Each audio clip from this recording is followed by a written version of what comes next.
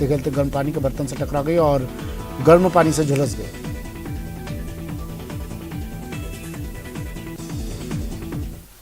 और जालौर से बड़ी खबर आ रही है, जहां पेपर लीक से जुड़ा बड़ा खुलासा हुआ है। पेपर प्रिंट में जाने से पहले ही आउट हो चुका था। देखिए, एक के बाद एक नए खुलासे हो रहे हैं। अब एक और ये बड़ा खुलासा, पेपर लीक से जुड़ा बड़ा खुलासा।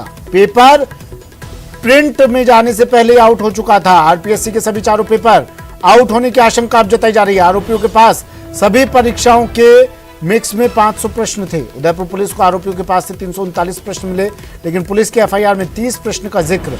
30 में से भी पूर्व की परीक्षा एसएस और हिंदी के 5 सवाल मैच हुए हैं।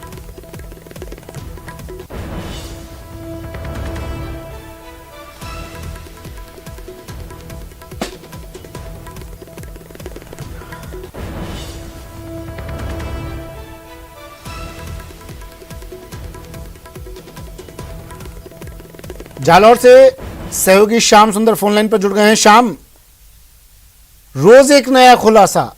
अब ये नई बात सामने आई है कि प्रिंट में जाने से पहले ही पेपर आउट हो चुका था, यानी साफ तौर पर मिलीभगत कर्मचारियों की। श्याम,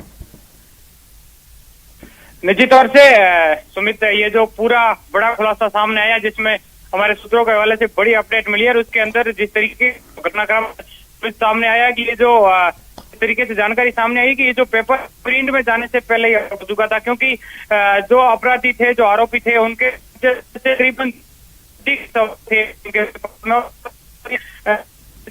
चारों जो थे, और सभी को जो अभ्यर्थी बैठे थे उनको सभी सवाल इन्हीं में से ही कोई सवाल आएगा, क्योंकि अलग अलग सब्जेक्ट के भाई जो एक्सपर्ट थे उन्होंने उन सवालों को हालांकि अलग किया, लेकिन जो जिस सब्जेक्ट का ये काम था उसी से रिलेटेड उनको जा रहा था। ऐसा जानकारी में आ रहा है कि ये जो 329 सवाल थे आरोपियों के पास से पुलिस को मिले थे, लेकिन पुलिस ने एफआईआर में 30 सवालों का जिक्र किया है। एफआईआर में 30 जिन सवालों का जिक्र किया उसमें भी 5 वो आ गए हैं जो 2 दिन पहले भर्ती परीक्षा में जो पेपर में आए थे। यानी कि पूरी तरीके से इस घटनाक्रम को लेकर आरपीएससी कटघरे में खड़ी होती है, और इनसे प्रिंट में जाने से पहले ही पेपर आउट होने की पूरी आशंका जताई जा रही है। हालांकि अब इस पूरे घटनाक्रम को लेकर क्या आरपीएससी अपने अलग तरीके से इस पूरे इन्वेस्टिगेशन करेगी, या पुलिस ने आखिर 339 सवालों का जिक्र साथ में क्यों नहीं किया? 2 सवाल सुमित बड़े खड़े होते हैं। आखिर इन आरोपियों के पास से 339 सवाल मिले थे, तो फिर 30 सवालों पर ही एफआईआर दर्ज क्यों की गई? इन तमाम प्रकार के सवालों को लेकर अब पुलिस कहीं कटघरे में खड़ी होती है। जी, और एक सवाल ये भी खड़ा होता है, जब आरपीएससी चेयरमैन से हमने बात की थी तो वो तो साफ मना कर रहे थे कि मेरी जानकारी में ऐसा कुछ है नहीं, जबकि प्रिंट में जाने से पहले पेपर आउट हो चुका था, पेपर लीक हो चुका था। यानी लापरवाही तो आरपीएससी की, और अपनी जो जिम्मेदारी आरपीएससी को मिली है उस जिम्मेदारी को पूर्ण रूप से निर्वहन करने में आरपीएससी कामयाब नहीं हो पाई। श्याम,